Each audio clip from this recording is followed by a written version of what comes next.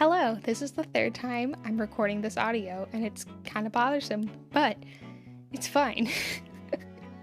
I'm doing this on my birthday, so I'm trying to get this done and over with, you know? Woo, shout out to anyone born in November or on the 13th. Doesn't have to be November 13th, it could be either of those three categories. Also, if you hear any noise in the background, that's just me moving around. So, I'm gonna get into the topic today of how I made my OC-Tober comic and the entire process of that. So I hope you all enjoy, and let's get into it. I am splitting up this video into a nice 5-section type of part. First one is pretty much resources and references with the stuff I gathered to do this, how to make this comic. 2, I'm gonna explain kind of my process of making the comic and how I did all that. 3, the pros and cons that I have experienced out of making this comic. 4, what I learned making this comic. And 5, what's next? What am I gonna do afterwards?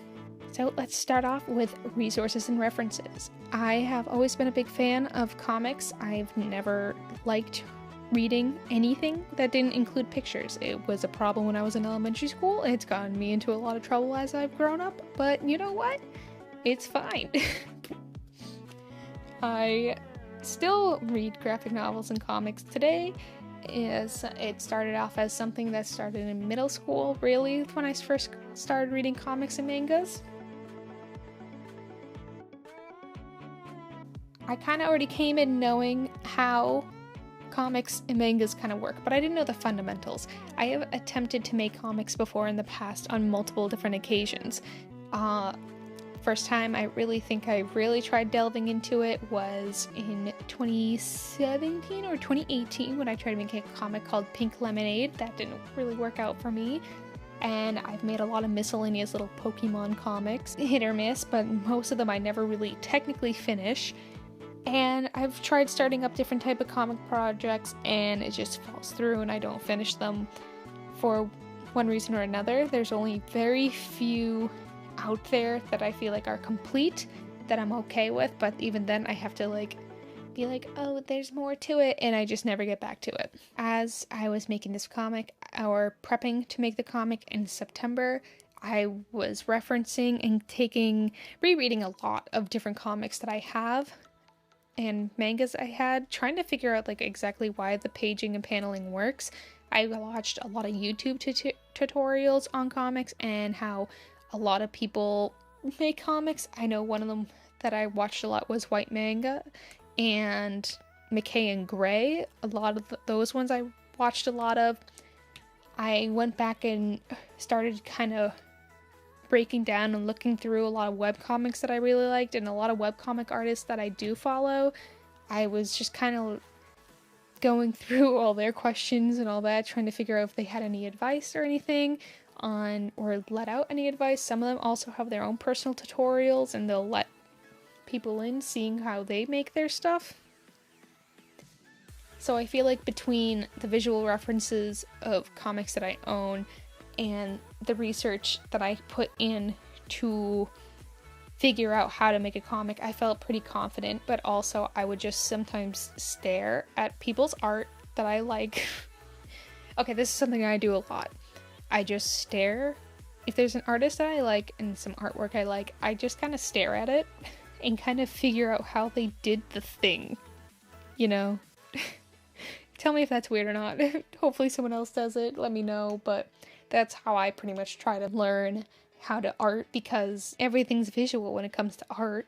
I also like to say that it was really great that on Twitter, a Twitter thread by Grayole or Grayole kind of popped up, and it was basically, oh, anyone who makes webcomics or comics, quote tweet this or retweet this with advice that you would give for anyone that wants to make a comic. So I took a lot of reference from the advice that was provided in that thread, so I'm gonna obviously link that below, and maybe I'll link all the other type of videos and stuff that I watched as well, and maybe some just webcomic or comic artists that I also just really like generally. So, you know, not that they need my plug or anything, but yeah, that's basically how I gathered my resources on how to make the comic. For references, I would take pictures of things in real life. I would gather my color palettes via pictures that I really liked, and of course I had my own characters, which I already knew how they functioned. So that's how I kind of figured out all that. We're gonna get into how I actually made the comic. I made my comic in Procreate. Take that as you will. Is it the best comic making program? No. God, no. And this was before the newest Procreate update where they did all the fun things with text. I didn't even learn how to download new type of fonts till maybe the second to last week of October, because it's just so difficult. But that's the program I used to make my comic. I had a canvas, and in each canvas I had 5 different groups, and in each of those groups I would make a new page. I would make a new page for the comic, and that's how I would make my comic. I limited it to a certain amount of canvases, and I would just draw each page in each canvas. I think I mostly did that because if you just look at the amount of paper or pages, like say I had 31 canvases, it's overwhelming and it's very scary. So I put them all in one, and also means easier reference, and I don't have to keep switching back and forth to different canvases and hope that I can keep some form of consistency. And I had the color palettes all right there, so I could just sketch, ink, color, and render all on the same canvas and just keep that consistency. When coming up with the story, my friend suggested that kind of story. However, in the last line of the reincarnation line in my own little universe, Kirk and Eliza are the last ones, technically speaking. At the time, they were the last ones because they were the last created. And their story takes place in a new rising type of industrial area, because I'm also like a fan of steampunk type of theming. So their story is kind of like in a steampunk type of era. However, I didn't think the steampunk type of era really matched the tone of how I wanted everyone to meet. So it was either everyone meets up in that type of era, or they go backwards into previous type of times, which I also didn't want because I wanted it to be kind of cool and desolate and still fairly jarring. So I was stuck. I was stuck in this little conundrum where I have these characters, but I don't have a good setting, because each setting is catered specifically for each of the characters and their stories. So I had to come up with a new one. I am not opposed to making new characters. I love making characters. So, and of course I really like the story, so I'm like, it's just another reincarnation, who cares? This was going to be the absolute last reincarnation. That's what I'm telling myself now. He is the last reincarnation. No more characters after this.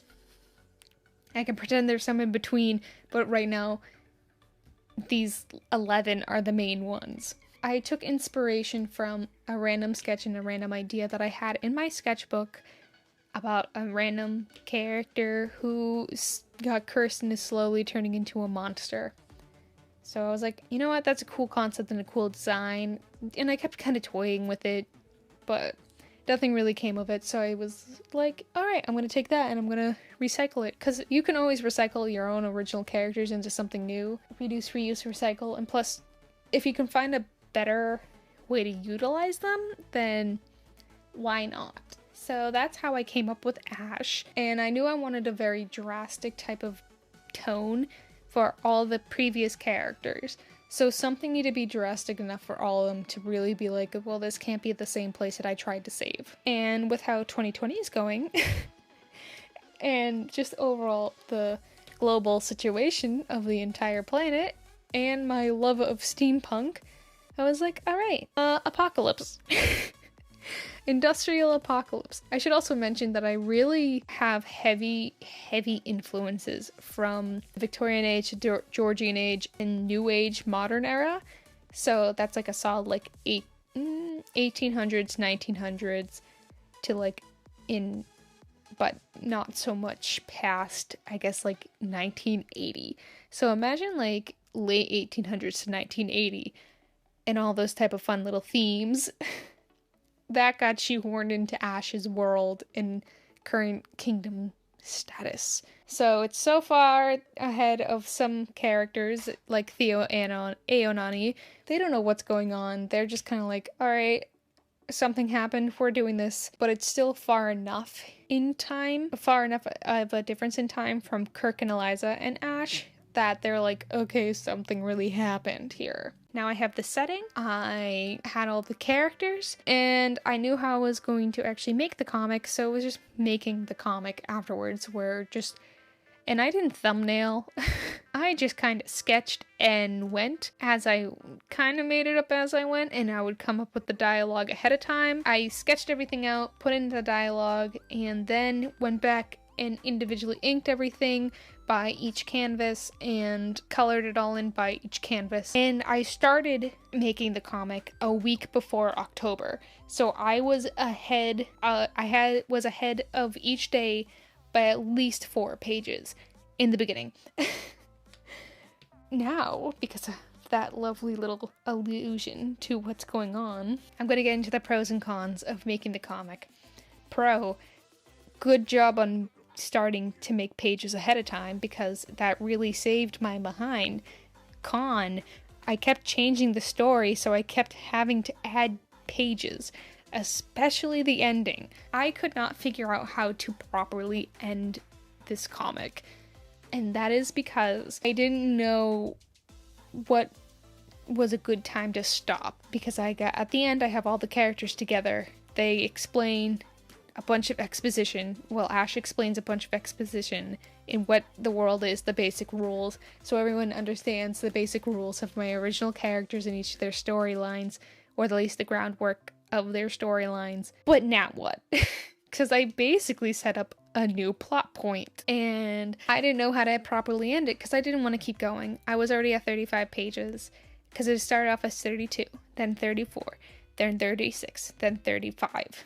It just kept going, and I told myself, I'm like, I can't keep doing this past October, so I gotta figure out how to end it. And I'm okay with how I ended it, but I feel like it could have been a lot smoother, maybe not have such a heavy-handed exposition dump right at the end. You can only do so much, you know? A pro to doing this was I really figured out firsthand, like, you can't get better at something unless you actually do it. And now that I was actually going through and actually making the comic, I was like, okay, I get it. I can see how this whole comic thing works, and I can actually utilize the tips that people have online on how to make the comic. And it was very exciting and very thrilling, and I was actually having a really good time. This is probably the first time I finished an October challenge in at least 2 years. I don't think I finished 2018. I did not finish 2019. 2019, my first attempt at making a comic as a challenge, it fell through. I could put the pages up now. One, it was just terrible quality because I was taking photos of my sketchbook in my spare time. Also, I didn't have the means or the drive to actually finish it, but now a pro is I finished it. I actually can say I completed a comic. Another con, making this comic for an October challenge, is a time crunch. You need to upload a new page every single day of October.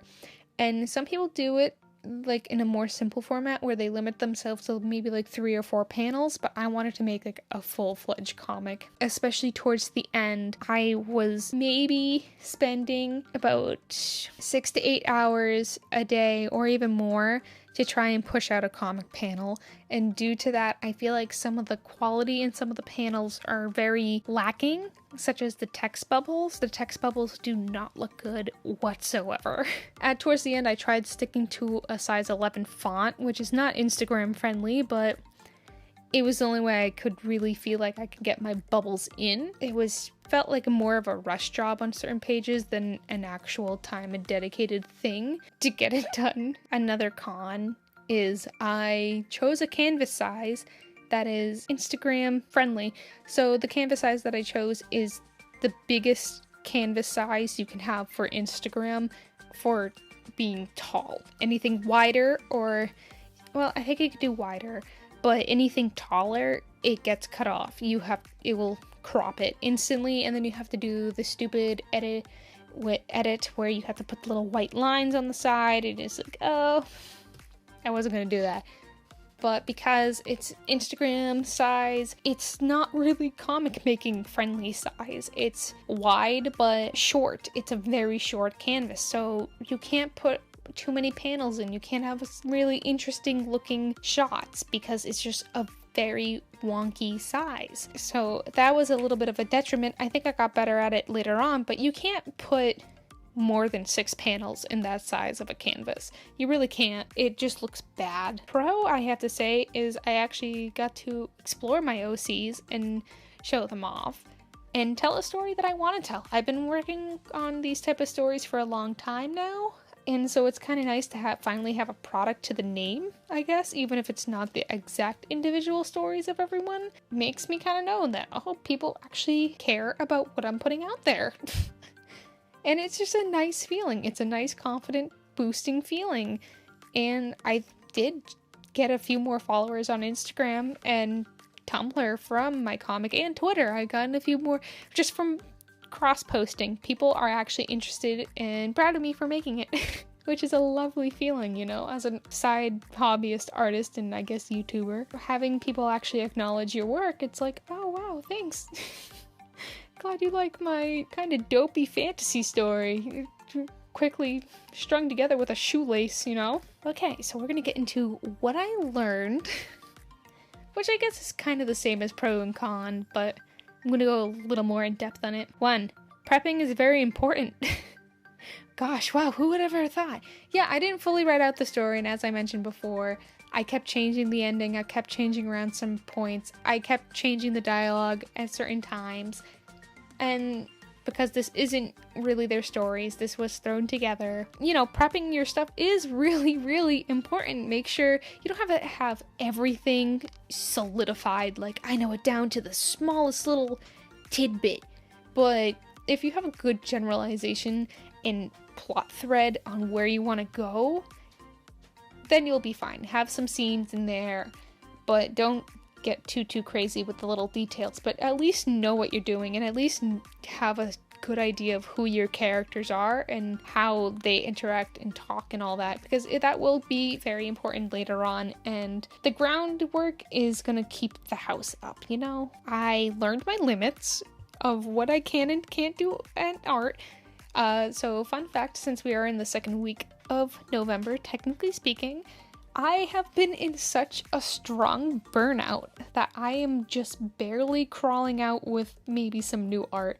I've maybe drawn twice so far in November, maybe 3 times. Most of them are old art redraws or just straight up sketches. I cannot render anything. And it's because I gave myself major burnout. I mean, anyone who does that type of like October art challenge might have a burnout, you know, but also I have never pushed myself to make something so hard in such a small amount of time that I remember on the last day, October 31st, I had to finish 2 pages just to get them uploaded that day. And that's stressful. That's very stressful. So I know my limits on how much art I can and can't produce. Someone who has never stopped drawing since maybe the age of 2 has finally said, I'm done with drawing for now. I'll probably bounce back into it soon enough.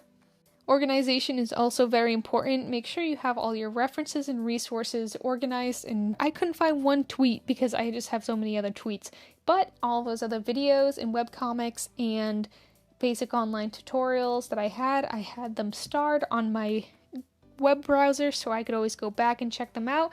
I also had them on my iPad so I can switch from Procreate onto the actual website if I needed to. Another thing I learned is I can technically make a comic. Who would have ever thought, you know? And not only can I make a comic, I can technically complete one, which is great. I think because it is 35 pages, that is maybe the standard of 1 chapter of a comic. So at least I can make 1 chapter. So now we're getting into this section of what's next. What am I going to do next? Truth be told, I don't know. I honestly would like to continue with this comic, but I don't know if I want to do the crossover. I've been establishing this universe for a very very long time, and there's a lot of regenerations, that type of thing. And also, I don't know, I kind of really do like the world that I set up for Ash. I didn't really explain this before, but when I make characters or their world, that type of thing, I write it down usually, and I put down basic rules and all that. As I mention things in the comic, I mention, oh, what about Claude and Nellie? Well, now I have to make a Claude and Nellie. When I make these stories, I do set up basic rules, and because everyone has the same groundwork, it's more interesting to start building up from that.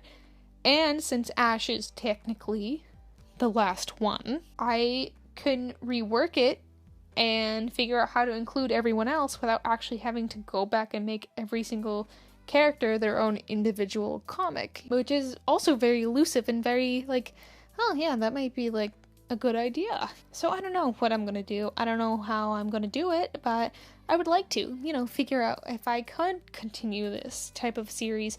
Obviously, I would not upload 35 pages in 1 month. I would have to pace it out, especially with my job and everything. Have to take it back and figure that all out. But maybe I'll make more. I don't know. I don't want to promise anything, but you'll definitely see something from those characters again. I can guarantee that. Was it worth making this comic? I think it was. It really is that thing that really pushed me into saying, okay, yeah, I can do this. Let's do this. And I'm happy and I'm excited, and I've gotten a lot of positive feedback, and it's like, you know what? Sometimes as an artist, you have to be selfish. If this makes me happy, then why not? Why shouldn't I continue it? And that's basically what I'm going at with right now. Just like it makes me happy, let's keep going. Kind of worth the pain and the pressure and the possible permanent back damage I have now. I'm kidding. But yeah, so I think it was totally worth it. And if you do want to read my OC-Tober comic, I've called it Converging Tides on TAPAS. I'll leave a link to that below so you can read that little storyline. I guess AU of my own OC universe. Ooh, we're getting into some lore. So yeah, you can read it on TAPAS if you want. I also have it on my Instagram, my Tumblr, and my Twitter. I don't recommend going on the Twitter one because that can be a bit of a pain, but on Tumblr I'll leave a link to the whole thing so you can read it there, and Instagram, if you scroll down, you can read it there, but like I said, it's a little small for Instagram, so I guess the best places to read it are TAPAS and Tumblr. I'm concluding this whole thing. I highly recommend everyone to try at least make at least a one-page comic for fun, I don't regret it. I had fun, and hopefully my rambling, and I have notes here, probably hear it, on how I did this and all that, and I'll have stuff on the screen too to help. But I honestly, yeah, I had a fun time, and I thought this was really great. And if this comic process means anything, don't do what I did. The only way to really start to do something that you keep saying you want to do it is to actually just start doing it. It's scary, it's hard, but maybe you don't even publish it online. If that's the pressure of oh, well, I want to make it, but I don't want to publish it online, then make it yourself and show it to close friends and family that you trust, that type of thing. Even online friends, just show it to them. I'm not sure how to end this. Well, I guess happy birthday to me, and happy birthday to anyone else that's out there, and I hope you are all safe and happy, and I hope you enjoyed this video on how I made my OC-Tober comic.